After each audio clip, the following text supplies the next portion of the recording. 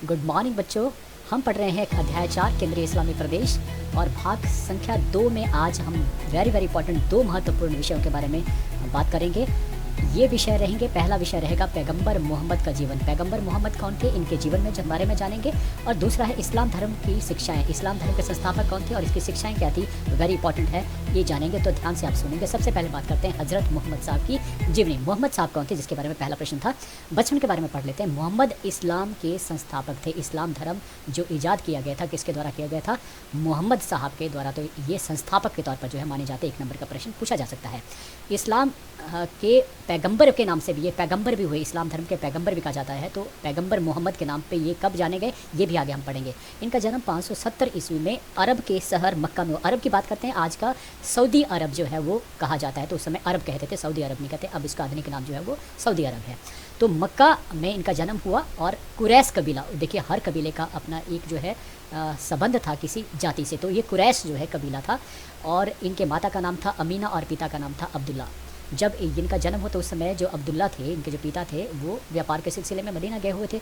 तो वहाँ पर वो बीमार होते हैं और उनकी मृत्यु हो जाती है। तो एक तो बचपन में पिता का देहांत हो गया, उसके पश्चात उनकी जो माता थी, जब वो 6 वर्ष के हुए तो उनकी माता का भी देहांत हो गया। तो इस तरह से 6 वर्ष की उम्र में पूरी तरह से अनाथ हो गए। तो सोच सकते हैं एक अनाथ बच्चा जो है वो उसका कैसा जीवन रहा होगा। बचपन से ही वो एक के बाद एक गई और यही नहीं सिलसिला रुका। उसके पश्चात ये 2 वर्ष अपने दादा, जिनका नाम था अब्दुल मुतालिब, इनकी रहमो करम में जो है ये पले। लेकिन 2 साल के बाद उनका भी देहांत हो गया। तो एक के बाद एक इनका जो जीवन था वो बड़ी कठिनाइयों में जो है गुजरा इनका जो बचपन था। फिर इसके पश्चात जो है उनका जो चाचा थे, जिनका नाम था अबू तालिब, और चाची का नाम था फातिमा बिन्त असद, इनकी देखभाल में ये बड़े हुए। लेकिन इससे पहले और 2 बातें जरूर करना चाहूँगा कि इनका जीवन था, इतने दुख होने के पश्चात भी इनका जो जीवन था, जो एक मानव में गुण होने चाहिए, उन गुणों के अनुसार ही ईमानदारी और जो प्यार मोहब्बत था, उसे देखकर लोग जो क्या कहते थे, इनको अल अमीन नाम के से जो है पुकारा जाता था। अल अमीन बहुत इंपॉर्टेंट है कि प्यार से लोगों ने इनका नाम जो है इस तरह से रखा, उनकी ईमानदारी को देखकर, उनके स्वभाव को देखकर। फिर दूसरी और चीज़ बात होती है कि जब ये 12 वर्ष की उम्र में हुए तो ये सीरिया जो है व्यापार के सिलसिले में जब गए हुए थे, तो वहाँ पर उन्हें जो है एक ईसाई पादरी मिलता है, जिनका नाम था बहरा। याद रखने वाली बात है, बहरा से के विचारों से ये बहुत प्रभावित हुए। ये यूँ कहो कि इनके ऊपर बहरा के जो विचार थे वो इतने गहन चले गए कि वो अब जो है उनका जो ध्यान था वो ईश्वर के प्रति जो था वो और भी गहरा हो गया। अब बढ़ते थोड़ा आगे और बचपन के बाद चलते हैं विवाह और बच्चे की तरफ। जो है इनके जीवन में एक खदीजा नाम की एक विधवा व्यापारी थी, वो आती है क्योंकि वो काफ़ी अमीर थी और उनके साथ उनके जो व्यापारिक संबंध स्थापित थे और वहाँ वो जॉब भी करने लगे थे, नौकरी भी करने लगे थे। इसलिए जो है लाभ कमाने के पश्चात काफ़ी लाभ उनको दिया उन्होंने। उसके पश्चात जब मक्का वापस आए तो उनकी ईमानदारी को देखकर जो है जो बीवी खदीजा थी, जो विधवा थी, उन्होंने उनके सामने जो विवाह का प्रस्ताव रखा। और ये समय था 595 ईस्वी का। और उस समय उनकी जो आयु थी वो थी 25 वर्ष। तो और लेकिन उनकी जो बीवी जो खदीजा थी, उनकी जो आयु थी वो 40 वर्ष थी। कि कितना बड़ा अंतर है। लेकिन फिर भी यह शादी जो होती है और सुंदर आदर्श विवाहित जीवन ये दोनों निभाते हैं। और इस प्रकार से इनके 2 लड़के पैदा होते हैं, लेकिन ये जन्म में ही मर जाते हैं। और 4 लड़कियां होती हैं। 4 लड़कियों में सबसे जो उनकी जो प्रिय जो बेटी थी, उनका नाम था फातिमा। और इनकी जो प्रसिद्ध अनेक पत्नियां इनकी आगे हुई, उनमें से आयशा जो पत्नी थी, नाम की पत्नी, वो उनकी प्रिय पत्नी जो रही। तो इस प्रकार से ये रहा इनका विवाह और बच्चों के बारे में। फिर ज्ञान की बात थी, जो अहम जो बात थी, जिनके लिए इनको जो जाना जाता है वो है इस्लाम धर्म के संस्थापक थे। इनको ज्ञान कहाँ सबसे पहले प्राप्त हुआ, क्योंकि बचपन से ही ये एक गहन जो उसमें ज्ञान में चले गए थे, सोचते रहते थे। तो इस तरह से माना जाता है ये मक्का शहर है और यहाँ ये पहाड़ी के ऊपर जो है ये गुफा है, इसका नाम था हीरा गुफा। याद रखना, हीरा गुफा। तो यहाँ पर उन्हें जो 610 ईस्वी में इसी गुफा में जो है, जब उनकी उम्र जो 40 वर्ष थी, देखिए 570 में जन्म हुआ, 30 और जाके 10 और हो गए 40। तो 40 वर्ष की आयु में यहाँ पर जो है जिब्रिल महादूत उस रात को जो है उनसे जो है वो रूबरू होते हैं। उनसे जो है क्वेश्चन करते हैं कि तुम्हें जो है जो अल्लाह है, उन्होंने तुम्हें जो है वो क्या कहा है कि तुम जो है खूब पढ़ो। लेकिन वो कहते हैं कि मैं अनपढ़ हूँ। लेकिन वो कहते हैं कि नहीं, तुम्हें जो है यही, तुम पैगंबर हो, उस अल्लाह की तरफ से तुम पैगंबर हो, तुम्हें जो है आगे लोगों को जो है ये जो पैगाम मैं दे रहा हूँ उसे पहुँचाना है, अल्लाह का पैगाम उसे पहुँचाना है, इसलिए तुम्हें पढ़ना पड़ेगा। तो इस तरह का जो बहुत सारा जो है उनका कन्वर्सेशन आपस में होता है। और इस प्रकार से ये ज्ञान जो है पैगंबर को जो ज्ञान दिया जाता है वो किसके द्वारा, जिब्रिल, महादूत जिब्रिल के द्वारा दिया जाता है। और इसी प्रकार से इस रात को कहा जाता है सत्य की रात को, जब उनको ज्ञान प्राप्त हुआ। और कहाँ ये ज्ञान प्राप्त हुआ था, हीरा नामक गुफा में। याद रखने वाली बात है। और उसी समय से उनको कहा गया पैगंबर मोहम्मद। तो ये हो गया ज्ञान प्राप्त करना। अब बढ़ते हैं आगे। एक शब्द और आता है हिजरत।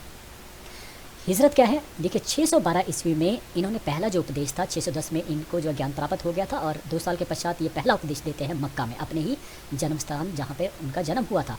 और इस तरह से जब वो अपना उपदेश देते हैं तो लोग उनसे बहुत प्रभावित होते हैं और इस प्रकार से एक संगठन बन जाता है, एक अलग जो लोगों का एक ग्रुप समूह बन जाता है उनके द्वारा बनाए हुए समाज का, और उसे कहा जाता है उमा।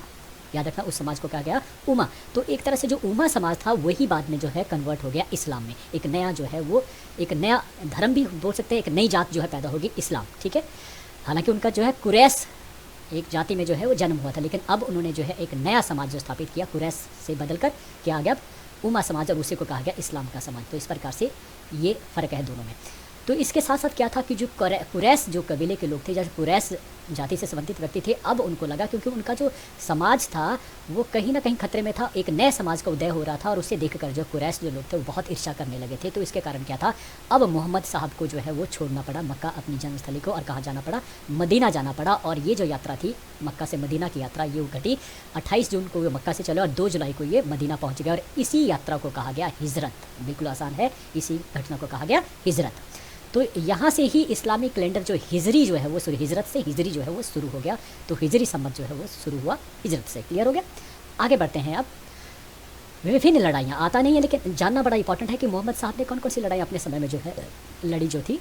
एक सबसे पहले उनकी जो लड़ाई थी, क्योंकि वो किसी भी हालत में जो अपना जन्मस्थली थे उसे प्राप्त करना चाहते थे, उस प्रकार से उनके पास लगभग उसमें 300 सैनिक थे। ये लड़ाई थी भद्र की लड़ाई। याद रखना, भद्र नाम की जगह के ऊपर ये लड़ी गई थी 13 मार्च 624 ईस्वी को। उनके पास केवल 300 सैनिक थे, और मदीना के जो कुरैश थे, हालांकि वो वह कुरैश के जो मक्का के जो कुरैश थे और मदीना के कुरैश, देखो मक्का के कुरैश बहुत उनसे निराश थे, बहुत जो है उनसे घृणा करते थे, इसलिए उनको छोड़ना पड़ा। लेकिन मदीना जब वो पहुंचे तो यहाँ के जो कुरैश थे वो भी उनके खिलाफ हो गए, क्योंकि वो भी एक साम्राज्य स्थापित करना चाहते थे अपना। तो उनको लगा कि हमारा जो समाज है इस आदमी की वजह से यहाँ भी खराब होने वाला है। तो इस प्रकार से ये लोग भी इनके जो है खिलाफ हो गए। तो यहाँ पर जो है लगभग 1000 सैनिक जो है कुरैश सेना के थे, और मोहम्मद के पास जो है केवल मात्र 300 सैनिक थे। लेकिन ये सुव्यवस्थित ढंग से, योजनाबद्ध तरीके से, और सबसे बड़ी बात है कि एक जिसकी बात हम करते हैं कि अनुशासन प्रिय थे, अनुशासन तरीके से लड़े, और इसलिए अपने से 4 गुना सैनिकों को या सेना को उन्होंने हरा दिया। और इस प्रकार से मोहम्मद साहब की जो पहली विजय थी इसी से वो बहुत उत्साहित हुए थे, जो थी भद्र की लड़ाई। फिर दूसरी आती है उहुद की लड़ाई। ये जो उहुद था एक पहाड़ी थी, पहाड़ी के ऊपर ये जंग लड़ी गई थी 21 मार्च 625 ईस्वी को, और यहाँ पर कुरैश की तरफ से जो है प्रतिनिधित्व किया था अबू सुफियान ने। लगभग 3000 सैनिकों के साथ सुफियान जो है वो इस युद्ध में टूट पड़ा था, और मोहम्मद साहब की यहाँ पर पराजय हुई थी और वो घायल हो गए थे, लेकिन उनके सैनिकों का बचाव कर दिया गया। अब क्या था, एक और लड़ाई हुई, खंदक की लड़ाई। 13 मार्च 627 ईस्वी को मक्का के जो कुरैश थे वो जो है मदीना की तरफ, क्योंकि वो लगातार वो उन्हें ख़त्म करना चाहते थे। तो इस प्रकार से अबू सुफियान फिर से जो है लगभग जो है वो 3000 सैनिकों के 10,000 सैनिकों के साथ जो वहाँ पर वो पहुँचते हैं, और एक युद्ध होता है। लेकिन इस युद्ध में क्या हुआ कि मोहम्मद साहब को पहले ही पता लग गया था, इसलिए उन्होंने क्या किया कि जो मदीना शहर था उसके चारों तरफ उन्होंने जो है बहुत सारी खाइयाँ जो है वो खोद रखी थी। और जैसे ही अबू सुफियान 10,000 सैनिकों के साथ वहाँ पहुँचता है तो उनको वो उन खाइयों में ही बहुत क्षति जो है वो पहुँचती है, और इस प्रकार से वो हार जाता है। तो बुरी तरह से हार जाते हैं यहाँ पर कौन, अबू सुफियान। इसी से जो है फिर से वो प्रोत्साहित होते हैं मोहम्मद साहब, और फिर से वो मक्का की तरफ जो अपना जन्मस्थली होती है 1 जनवरी 630 ईस्वी को वो बड़ी सुगमता से मक्का पर अधिकार कर लेते हैं, और मक्का को जो है इस्लामी राज्य, सबसे पहला जो इस्लामी राज्य घोषित किया गया था वो कौन सी जगह थी, मक्का। और इस प्रकार से मक्का को वो राजधानी भी घोषित करते हैं। तो ये उनके जीवन के संदर्भ में अगर मैं यहाँ पर कहूँ तो उन्होंने अपने जीवन में जो लड़ाइयाँ लड़ी वो इन स्थानों के ऊपर लड़ी और इनको अपने अधिकार में कर दिया। अब आता है पैगम्बर मोहम्मद की मृत्यु और जन्नत के बारे में, क्योंकि ये मृत्यु को जन्नत कहते हैं, या हम जैसे नरक कहते हैं वैसे ये स्वर्ग कहते हैं, वैसे ये जन्नत कहते हैं। अंतिम तीर्थ यात्रा के कुछ महीनों बाद पैगंबर मोहम्मद बीमार हो गए और कई दिनों तक बुखार उनके रहा और सिर में दर्द और कमजोरी का सामना करना पड़ा। यह समय था, सोमवार का दिन था, 8 जून 632 ईस्वी को। लगभग उस समय इनकी आयु थी 62 वर्ष। और इनकी जो पत्नी थी मदीना में थी, आयशा, जो सबसे प्रिय पत्नी इनकी आयशा थी, उनके घर में इनका निधन हो गया। और इस्लामी एनसाइक्लोपीडिया के अनुसार मोहम्मद की मृत्यु का कारण जो है शारीरिक और मानसिक थकान के कारण जो मैदनीन बुखार था उसके कारण उनकी जो है मौत हुई थी। तो ये जानना भी बड़ा इंपॉर्टेंट था। अब आता है कि उनके द्वारा जो शिक्षा दी गई, उनके द्वारा स्थापित जो धर्म था इस्लाम धर्म, उनकी शिक्षाएँ क्या है, उन्होंने क्या शिक्षा दी अपने अनुयायियों को, जिन्हें इस्लाम के नाम से, इस्लामी के नाम से जाना जाता था, या वो मुस्लिम कहलाए। ये उनका समाज, तो उनके द्वारा जो स्थापित समाज था उनको मुस्लिम कहा गया। तो एक तरह से जो भ्रांति आपकी रहेगी कि उससे पहले कोई मुस्लिम नहीं थे, इनके द्वारा जो समाज था उसको मुस्लिम कहा गया। पहली शिक्षा क्या है? अल्लाह एक है, सर्वोच्च एवं सर्वशक्तिशाली, संसार की रचना करने वाला, पालक भी विनाशक भी। जबकि हमारे क्या है, हिंदू धर्म में त्रिदेव की रचना जो है त्रिदेव की जाती है, ब्रह्मा विष्णु और महेश। लेकिन उन्होंने कहा हमारा केवल एक ही है जिसे कहा जाता है अल्लाह, उसकी मर्जी के बगैर एक पत्ता भी नहीं हिल सकता, इसलिए केवल उसकी ही इबादत करो। ये इनकी पहली शिक्षा, एक अल्लाह, उसी की ही पूजा आपने करनी है और किसी के नहीं। फिर दूसरा कहा गया इस्लाम के 5 मूल स्तंभ। देखिए कोई भी इमारत होती है वो निर्भर करती है स्तंभ के ऊपर। अगर स्तंभ मजबूत है तो जो इमारत है वो काफ़ी लंबी जाती है, काफ़ी ऊंचाई तक पहुंचती है और साथ में काफ़ी लंबे समय तक भी बनी रहती है। तो यही कारण है कि इन पाँचों को कहा गया 5 मूल स्तंभ। इंपॉर्टेंट क्या क्या? कलमा पढ़ना, नमाज पढ़ना, रोज़ा रखना, ज़कात और हज याद कर लेना, क्योंकि ये इंपॉर्टेंट है। आपको अलग से भी पूछा जा सकता है 3 नंबर के लिए कि इस्लाम के 5 मूल स्तंभ क्या थे। बड़ा इजी है। कलमा पढ़ना, नाम थोड़ा सा डिफिकल्ट है, थोड़ा सा इनको पढ़ लेंगे तो फिर इजी समझ जाएंगे। मैं आगे समझाऊंगा कि ये इन शब्दों का मतलब क्या है। कलमा पढ़ना, नमाज पढ़ना, रोज़ा रखना, ज़कात और हज। अब एक एक करके आगे पढ़ते हैं। देखिए कलमा पढ़ना बड़ा इंपॉर्टेंट है। इस्लाम में इसका अर्थ है अरबी घोषणा। जो हर सुबह जो है अगर मस्जिद आपके साथ है तो आप सुनते होंगे इस तरह की आवाज़ क्या है, अरबी भाषा में बोला जाता है ला इलाहा इल्लल्लाह मुहम्मद रसूल अल्लाह। इसका हिंदी जो रूपांतरण है वो है कि अल्लाह के सिवा और कोई परमेश्वर नहीं है और मोहम्मद अल्लाह के रसूल प्रेषित हैं। तो ये कहा जाता है, हर दिन लोगों को बताया जाता है कि भाई तुम ये जो बहुत सारे देवी देवताओं की पूजा करते हो ये गलत है। क्या है? अल्लाह के सिवा कोई परमेश्वर नहीं है और मोहम्मद साहब जो है इनके रसूल हैं, पैगंबर हैं। ये याद दिलाया जाता है क्योंकि जिन लोगों के बचपन से ही बहुत सारे देवी देवता घर कर रहे थे उनको ये बताना ज़रूरी था ताकि वो एक अल्लाह के ऊपर ही फोकस कर सके, इसलिए ये चीज़ हर दिन कही जाती है। इस घोषणा से हर मुसलमान ईश्वर की एकस्वरवादिता और मोहम्मद की रसूल होने के अपने विश्वास की गवाही देता है कि उनको ये पूरा विश्वास हो जाए, हर घर कर जाए ये बात। इसलिए कहा जाता है यह इस्लाम का सबसे प्रमुख सिद्धांत है और हर मुसलमान के लिए अनिवार्य है कि उसे स्वीकार करे। तो ये हुआ कलमा पढ़ना जो हर दिन किया जाता है। फिर आता है नमाज। देखिए क्या है नमाज के मायने, बड़ा इंपॉर्टेंट है जानना। यह एक प्रकार की प्रार्थना है जो अरबी भाषा में एक विशेष नियम से पढ़ी जाती है। अरबी भाषा में पढ़ा जाता है विशेष तरीका। कैसे? कि ईश्वर के अनुसार नमाज ईश्वर के प्रति मनुष्य की कृतज्ञता दर्शाती है। देखिए हम तो कभी भी कृतज्ञ नहीं हो पाते हैं। कृतज्ञ होने का मतलब कि ईश्वर ने हमें मनुष्य बनाया, मनुष्य जाति में प्रवेश करवाया, तो इसके लिए कृतज्ञ होना ये बड़ा इंपॉर्टेंट है और ये सिखाया जाता है नमाज के द्वारा। और ये नमाज पढ़ने का कैसे है कि मक्का की तरफ मुंह कर किया जाता है, उस दिशा में जो है रखा जाता है अपने मुंह को। और फिर हर मुसलमान के लिए दिन में 5 बार नमाज पढ़ना जो है अनिवार्य है। कृतज्ञता जाहिर करने का तरीका है कृतज्ञ कि मैं कृतज्ञ हूँ, आपने मुझे जो है आदमी बनाया, बजाय जानवर के आदमी बनाया, और हर स्थितियों के लिए जो है कृतज्ञता जाहिर, जो आपने मुझे दिया वो मुझे स्वीकार्य है, मैं इसके काबिल भी नहीं था। इस तरह की कृतज्ञता जाहिर करना उसे कहा जाता है नमाज पढ़ना। और ये व्यवस्था और बीमारी की हालत में भी करना जरूरी है, इसे टाला नहीं जा सकता, हर मुसलमान का ये कर्तव्य है। दूसरा ये हो गया। दूसरा ये हम बात कर रहे हैं किसके? 5 स्तंभों की, तो 2 हो गए। तीसरा है रोज़ा रखना। रोज़े का मतलब हुआ व्रत रखना। इसके अनुसार इस्लामिक कैलेंडर के 9वें महीने में सभी सक्षम मुसलमानों के लिए फ़र्ज़ सूर्योदय से और सूर्य अस्त तक जो है व्रत रखना ये अनिवार्य किया गया है।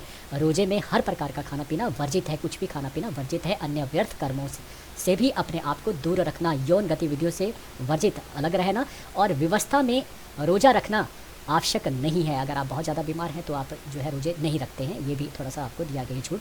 रोज़ा रखने के लिए कई उद्देश्य हैं जिनमें से 2 प्रमुख। देखिए रोज़ा जो रखा गया उसके लिए ये बताना कि देखिए उद्देश्य क्या बड़ा इंपॉर्टेंट है, दुनिया के बाकी आकर्षणों से हटाना और ईश्वर के प्रति जो है उनके निकट ले जाना। देखिए हम क्या करते हैं, बहुत सारे हमारे जो काम हैं, लगातार आदमी जो है वो काम धंधों में बिजी रहता है, कोई पैसा कमाने में लगा है, कोई बड़े घर, कोई बड़ी गाड़ी के चक्कर में पड़ा हो। तो इन आकर्षणों से दूर हटाना और ये बताना कि कोई ईश्वर है, कोई अल्लाह है, उसको भी आप याद रखें, इसलिए जो है वो रोज़े रखे जाते हैं। दूसरा इसका उद्देश्य क्या है कि भाई इस दुनिया में अगर आप अमीर है, आपके पास पैसा है, तो उस पैसे से आप निर्धनों, भिखारियों और भूखों की समस्याओं को निदान कीजिए, उनकी हेल्प कीजिए, उनकी सहायता कीजिए, इस तरफ भी ले जाना। ये रोज़ा रखने का जो है उद्देश्य हैं, 2 उद्देश्य, ठीक है। और आज के उद्देश्य जो है वो अलग हो गए हैं, अलग बात है, लेकिन हकीकत ये है कि ये 2 उद्देश्य हैं इस धर्म में। चौथा है जकात। दान, ये इसे कहा जाता है जकात को अगर हम कहें तो दान। ये हमारे धर्म में भी है कि हमें दान देना चाहिए, लेकिन ये नहीं किया गया कि कितना दान देना चाहिए और उसे अनिवार्य भी नहीं बना दिया गया है। तो इस कारण जो है ये लेकिन इस्लाम धर्म में देखें तो ये कठोर रूप पर जो है वो आधारित है। क्या कहा गया कि सभी जो मुसलमान हैं वो अपनी वार्षिक आय का 2.5% दान जो है वो देंगे ही देंगे, अवश्य देंगे। और यह एक धार्मिक कर्तव्य इसलिए है क्योंकि इस्लाम के अनुसार मनुष्य की पूंजी वास्तव में ईश्वर की देन है और दान देने से जान और माल की सुरक्षा होती है। ये कहा गया कि ये सब कुछ ईश्वर द्वारा दिया गया है, इसलिए 2.5% दान देना खुशी से कीजिए। और उससे क्या होता था, इस्लाम धर्म का प्रचार, इस्लाम धर्म या लोगों जो जिनको ज़रूरतमंद है उनकी हेल्प करना, सहायता करना या फिर इस धर्म का प्रचार करना, इसके लिए ये पैसा लगाया जाता है। फिर 5वां आता है हज, तीर्थ यात्रा करना, हज करना। ये बड़ा इम्पोर्टेंट है हर हाजी के लिए या हर वो मुसलमान, उसको अंतिम कहा जाता है, अंतिम पड़ाव के तौर पर कि कम से कम जीवन में एक बार। और ये कब आता है, 12वां महीना इस्लामिक कैलेंडर के अनुसार, हिजरी समझ के अनुसार जो 12वां महीना आता है उसमें मक्का की यात्रा जो है वो करनी चाहिए सऊदी अरेबिया में जाकर। और इसके लिए कहा गया है कि जो ये हज का खर्च उठा सकता है उसे अवश्य जाना चाहिए जीवन में एक बार। तो ये चित्र जो है हज का ही है। तो ये 5 स्तंभ बड़े इंपॉर्टेंट थे। ये दूसरी जो है वो शिक्षा हुई अभी पूर्ण। अब तीसरी शिक्षा जो है वो है कर्म सिद्धांत में विश्वास। हर धर्म में इसी तरह से जो बात कही जाती है, कर्म के आधार पर ही यह निश्चित होगा कि तुम स्वर्ग जाओगे या फिर नरक जाओगे। लेकिन अगर बहुतों की राय में से एक राय और मैं यहाँ पर डालना चाहूँगा, हो सकता है आपकी नहीं हो, लेकिन मैं ये मानता हूँ कि स्वर्ग और नरक यहीं पर है, इसी धरा पर, इसी ज़मीन पे है। ये अलग बात है तुम यहाँ पर नरक बनाते हो या स्वर्ग बनाते हो, लेकिन सभी धर्मों में यही बात कही जाती है कि जन्म के बाद, इस मृत्यु के बाद ही आपको जो स्वर्ग मिलेगा या नरक मिलेगा। किसके अनुसार, आपके कर्मों के अनुसार। तुम जैसा कर्म करोगे वैसा ही फल को जो है वो पाओगे। अगर जैसे यहाँ पर चित्र में दिया गया है, एक स्त्री को बुर्का में पहने और एक जो है बिना आधुनिक कपड़े पहन के, तो इसको नरक जो मिलेगा और इसको जो है ये स्वर्ग मिलेगा। अगर कपड़ों की बात करें तो मुझे ध्यान आता है कि इस देश में बहुत सारे लोग जो है वो सफ़ेद कपड़े पहनकर जो है वो बहुत गलत कार्य करते हैं। तो कपड़ा पहनना ज़्यादा इंपॉर्टेंट है आपके कर्म, जिसकी बात यहाँ पर कही गई है। तो कर्म इंपॉर्टेंट है। फिर आता है चौथा, नैतिक सिद्धांत। सत्य बोलो, बड़ों का आदर करो, सम्मान करना, छोटों से प्रेम, सादा पवित्र जीवन जीना, पापों, लालच और घृणा से दूर रहना, निंदा न करना, धोखा न देना, गरीब अनाथों की सहायता, नशीली चीज़ों से दूर रहना इत्यादि। इन सभी नैतिक मूल्यों के ऊपर जो है वो इस्लाम धर्म में भी, हिंदू धर्म में भी, सभी धर्मों में जो है जोर दिया जाता है, ताकि आदमी जो है सही मायने में आदमी, इंसान जिसको कहा जाता है, वो बने, नैतिक मूल्य। लेकिन आज किसी भी धर्मों में इनकी बात नहीं होती है। समानता में विश्वास। देखिए इस धर्म में एक चीज़ जो इंपॉर्टेंट चीज़ थी, जिसके कारण ये धर्म जो काफ़ी लोगों ने एक्सेप्ट किया, इमीडिएटली एक्सेप्ट किया, मक्का में ही बात करें तो उसके पीछे जो कारण था वो था सबसे बड़ा कारण कि सभी अल्लाह के बच्चे हैं। भगवान की नज़र में सभी एक बराबर हैं और वो कोई भी इस बात को जो है असत्य नहीं कर सकता। किसी से पूछा जाए, उनकी नज़र में उसने जन्म दिया, बराबर सम्मान है, इक्वल है। लेकिन हमने यहाँ पर क्या कर दिया, छोटा या बड़ा कर दिया। इस्लाम में अमीर गरीब, जाति भाषा लिंग आदि को बिल्कुल स्थान जो प्राप्त नहीं था अपने प्रारंभिक समय में। अगर हम अपना भी धर्म देखें तो शायद ऐसा कहीं भी नज़र नहीं आता, लेकिन समय बीतने के साथ साथ कुछ लोगों ने हिंदू धर्म में जो है छोटा या बड़ा कर दिया। किसी को जो है वो जन्म से ही छोटा कर दिया और किसी को जन्म से ही बड़ा कर दिया। तो असमानता, जो अनइक्वालिटी थी, उसका फ़ायदा जो है वो इस्लाम धर्म को मिला और इस प्रकार से ये धर्म लगातार फैलता चला गया। तो सभी को यहाँ पर समान दर्जा प्राप्त है। फिर आता है छठा, मूर्ति पूजा का खंडन। देखिए उसमें हमने पढ़ा था कि मक्का में 360 देवी देवताओं की पूजा की जाती थी, जिस प्रकार से हिंदू धर्म में करोड़ों देवता है, पता ही नहीं चलता किसकी पूजा करें, किसको छोड़े, किसको रहना दें। तो ईश्वर जिसे कहा जाता है ईश्वर, उसको कोई नहीं पूछता। तो ये कहने की बात है कि ये तब है जब इतने देवी देवता हैं। तो इस तरह से जो हालत जो इस्लाम में थी 7वीं शताब्दी में, तो उसके कारण ही जो है वो मूर्ति पूजा का खंडन जो है वो कहा गया। किसके द्वारा, जो संस्थापक थे मोहम्मद के द्वारा। तो अल्लाह की उपासना पर इन्होंने जोर दिया ताकि आदमी केवल एक ईश्वर को ही पूज सके। 7वीं शिक्षा है स्त्रियों की स्थिति। मोहम्मद साहब को जानकारी थी कि अरब समाज में स्त्रियों की स्थिति बहुत बदतर थी। उन्हें जीते जी ही दफना दिया जाता था, मार दिया जाता था। तो इस स्थिति को सुधारने के लिए मोहम्मद साहब ने 7वीं शिक्षा में उन्होंने ये कहा कि माता पिता अपनी बेटी से अच्छा व्यवहार करते हैं वे दोजख नरक नहीं जाते हैं। तो इसका मतलब है, इससे क्या हुआ, लोगों के जीवन पे, क्योंकि उनकी शिक्षाओं को मानने वाले फॉलोवर्स बहुत ज़्यादा थे, तो इसके कारण अब जो स्त्रियों की जो स्थिति थी वो सुधरी, उनको जीवन मिला। ये उनकी अंतिम 7वीं जो है वो शिक्षा थी। अब देख लेते हैं कुछ महत्वपूर्ण प्रश्न यहाँ से पूछे जा सकते हैं, जैसे कि प्रथम 4 खलीफा के बारे में आपके जानते हैं, पैगंबर मोहम्मद के जीवन पर प्रकाश डालें, इस्लाम के 5 स्तंभ क्या थे उनके बारे में बताएं, या इस्लाम से पूर्व अरब की स्थिति क्या थी इसके बारे में भी बताएं। ये सारी जो है वो क्वेश्चन आपसे पूछे जा सकते हैं, जिनके उत्तर आपको पीछे जो है मैं दे चुका हूँ। अब चलते हैं अंतिम कुछ लाइनें और पढ़ लेते हैं। मुसलमान था एक दोस्त मेरा, पहचान उर्दू से हो गई, हिंदू था एक मित्र मेरा, मुलाकात अब हिंदी से हो गई। जिस दिन मैं हिंदू मुस्लिम 2 जिस्म एक जान हो जाएंगे, जिस दिन हिंदू मुस्लिम 2 जिस्म एक जान हो जाएगा, यकीन मानो मेरा स्वर्ग से भी ज़्यादा सुंदर मेरा हिंदुस्तान हो जाएगा, मेरा हिंदुस्तान हो जाएगा। ऐसी आशा करते हुए मैं यहीं पर अपनी वाणी को विराम देता हूँ। आपने मुझे आज फिर से बड़े ध्यान से सुना, उसके लिए आप सबका बहुत बहुत धन्यवाद।